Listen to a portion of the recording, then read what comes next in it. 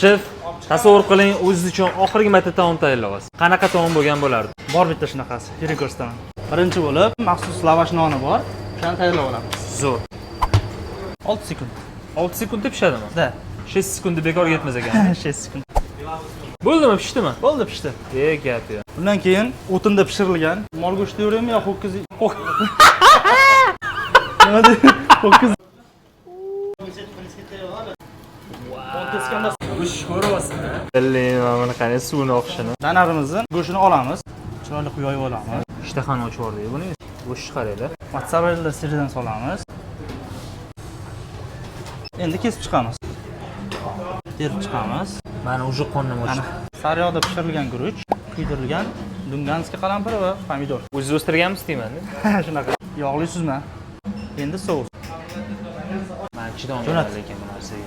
Kuydirilgan tabiiy sariyog'. Wow. Yoqimli ishtaha.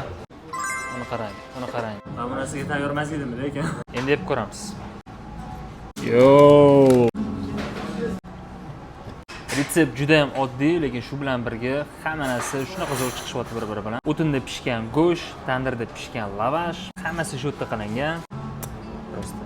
Shef, yorib tashladingiz lekin. Yoqqanidan xursandmiz. Rahmat katta. Osh bo'lsin.